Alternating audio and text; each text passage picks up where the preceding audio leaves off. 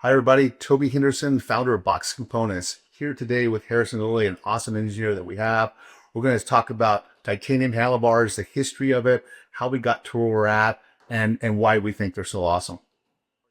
How we got here, what came about of all this, and the phenomenal success I think of this. I was looking on Instagram this morning and saw everybody running these handlebars. Anybody's, I mean, this is for sure one of the best products we've ever done. And how it started was from very beginning, we oversized technology was important to Box, and bringing some of that technology that we had learned from mountain biking over to BMX was important to us. And if you guys look at any motorcycle or any mountain bike today, they all have tapered handlebars. BMX did not have that 10, 12 years ago. So about 10 years ago, we started working on it, or 12 years ago, we started working on it, and we came out with a chromoly tapered handlebar.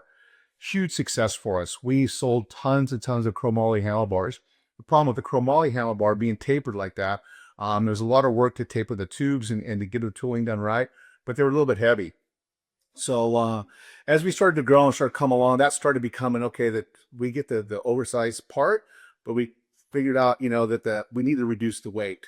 And carbon for me, I don't think works. This is not working in this application. In the pro workout, yeah, it's definitely it's a tough one to hit right. Yeah, It's a lot of strength required. and I think what is the leverage of the handlebar is the biggest problem, I think. Yeah, it's pulling back and clamping carbon and all that stuff. So there's been some people who have tried carbon and not successful because they're trying to get the weight down. So somehow we just kind of big light bulb went in our head. So let's do titanium, and took 3 years to taper this titanium to get it as smooth and as beautiful as you see it here today. Literally 3 years. Harrison's a big part of that whole process and trying to get to the point where we have these things, and they're actually phenomenal and really, really, I think a great job by the factory and us at pushing this down. But anyway, so can you tell them how this process is? We call all that process about how we get here, how the tube starts, how they smash it down and all that, right? Yeah.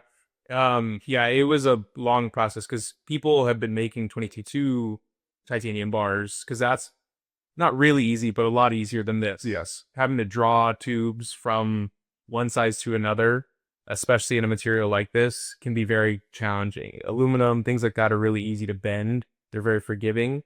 Titanium has a lot of memory to it. So it wants to go back to the shape that it was in.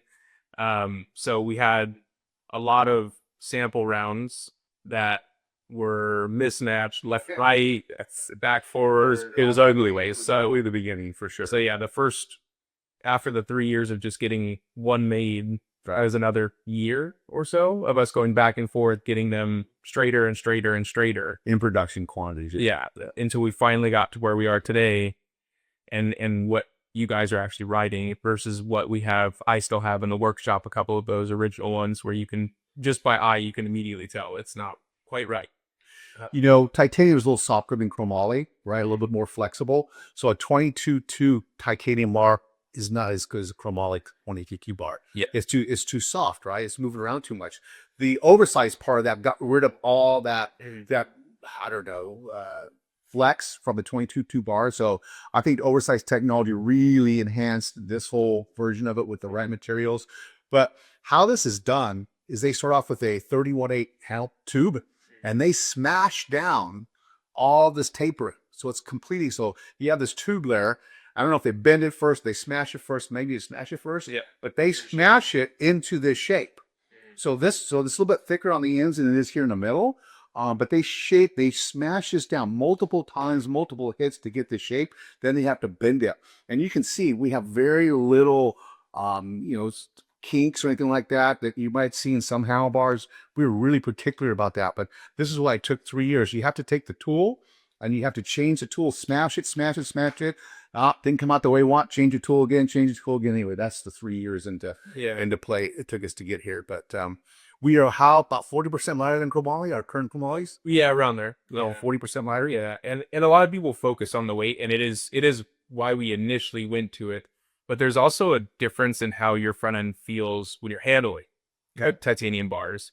You mentioned flex with 22/2 or titanium. I wouldn't call it flex. It's not something you're going to feel just leaning on the bar. It's not bending, but there's something about the compliance of it when you hit a rut or when you're trying to pull on the bars, chromoly are just rigid. That's it. Mm-hmm. These have a give that's not seeable. You almost can't feel it, but it is there, and it's giving you a little bit more control over the front end. So that's a little side benefit that everyone really focuses on the weight, and it is a huge benefit. Right. But there's other avenues that titanium really helps. Well, I said that a lot of pros are running the handlebars right now. One in particular, Dick Cheeseburger.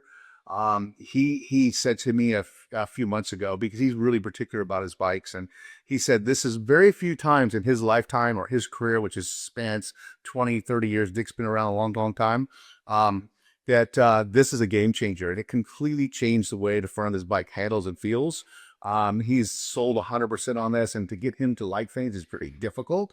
So anyway, this is a game changer. We have a ton of pros that are running it, and we have McKinsey Gayhart Skittles bar. We have the Cam Wood bar, and of course our original titanium handlebar too. So, we have top pros are on the handlebars with their own signature bars and their own signature bins and sizes, I would say. So, yeah, so we actually did that. That's how much these pro riders are liking this product.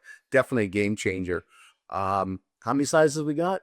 We have 8? I think it might be more than that now. We've matched the chromoly, plus we have Mackenzie's bar and Cam's bar. So we have all the flat sizes. Yeah, so 5.5, 6.5, 7, 7.5, 8, and 8.5. Then you have flat in 7.5, 8.5, and 8. So how many is that? Yeah, that was 9 plus these two. Plus these two, so what? Right, 11 handlebars. So yeah, so lots of choices, you guys. The older cruiser riders are enjoying them. The cruiser handlebars are starting to sell really well. The 5.5s, the 6.5s are selling well. We're trying to keep up with all that, but to make these things, you have no idea that the amount of work it takes to make them, how much these things cost. That's why you see the retail price of 400 plus now, right? Somewhere. Yeah. So anyway, these are not a joke. This is the real deal, and pretty proud to bring something like this to market. It is definitely changes the way you ride, changes the way it feels, and definitely enhances your ability to win a race. So yeah, cool. Anything else to say about these things? No, really. I would just say, yeah, like you said, the chromoly bar, the oversized chromoly bar changed the race space once, and then these came along and did something we probably thought wasn't going to happen. Right. Changed the handlebar again. Right. Exactly. So, yeah. I'd be able to do that in the almost same profile, Right. but completely change the feel. Right. Is kind of a shock. I think it probably was 2+ years to get the chromoly bars right. So if you think about 31.8 handlebars, the R&D of this is 5-6 years in the making between the two materials, right? We did a 31.8 aluminum bar, but they're only for kids. Aluminum is not real compliant, so it has to be under 100 pounds. So we really started focusing on this because the larger riders needed something like this on 31.8. So the titanium kind of trumped the aluminum bars. We offer all the sizes now, so no point to have the aluminum ones, in my opinion. Yeah, so yeah, awesome. This is kind of my favorite one. I know they're selling pretty well. I like Cam's new handlebar with the black. Yeah, it's the coloring titanium's. There's only a few colors you can put on titanium, so you won't see a lot of color choices. But I think people really like the raw, and of course the other two handlebars are selling really, really well too. Only one size in those two, because that's her desired style, and that's his desired style, right? So yeah, it's pretty good stuff. So again, 11 sizes. Out there and there, and we try to keep stock all the time. Price point's high, but if you understand what it takes to make this, it's a pretty big deal. So yeah. Anything else? Yeah, I think you kind of covered it there. Yeah, that was pretty good. That's pretty good. I think people, if you haven't tried them yet, you got a friend that has them on their bike, ride them around, and then you'll want a set. Yeah. Anyway, so Toby Henderson with Harrison Lilly, Box Components, titanium handlebars. Try them. You'll love them.